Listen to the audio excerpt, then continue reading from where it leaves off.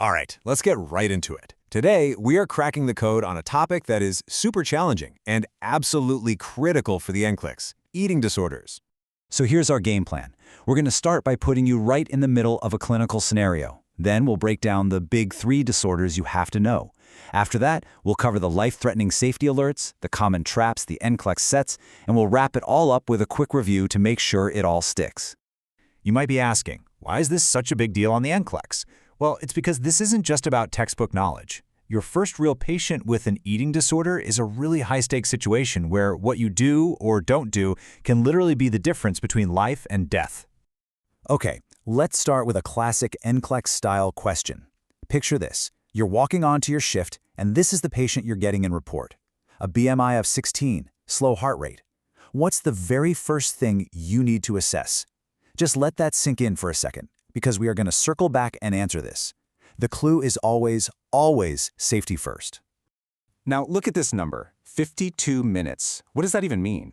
Well, according to the National Association of Anorexia Nervosa and Associated Disorders, that's how often a person dies from direct complications of an eating disorder.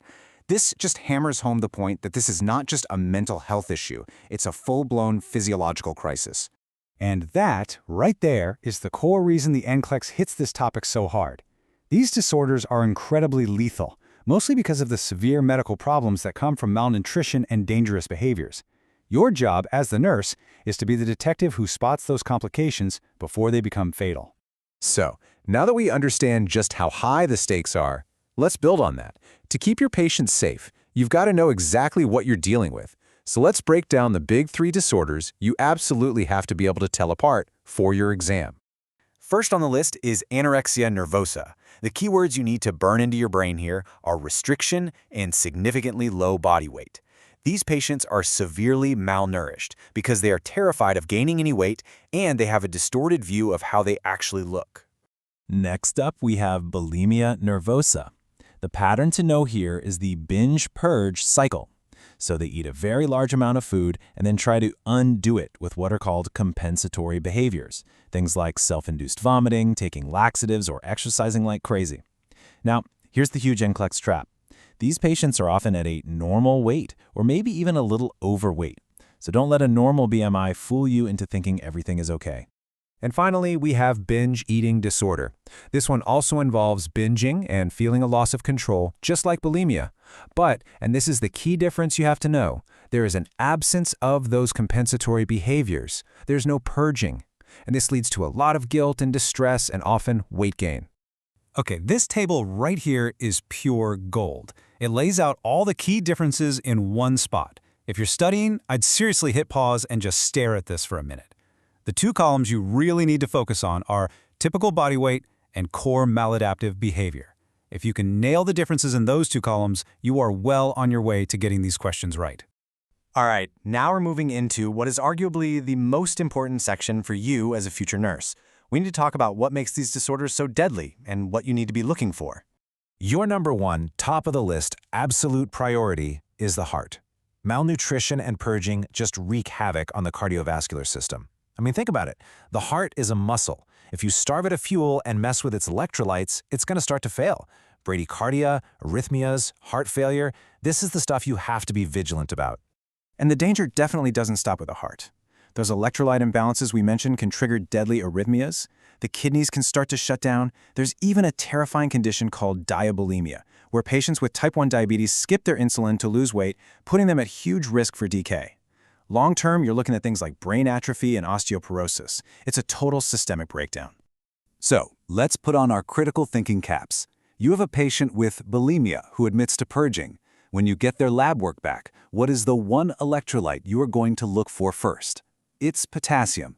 All that vomiting and laxative use just flushes potassium out of the body, leading to hypokalemia, which is a direct trigger for cardiac arrest.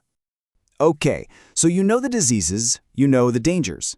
Now, let's switch gears and start thinking like the people who write the NCLEX. How are they going to test you on this, and how can you avoid their most common traps?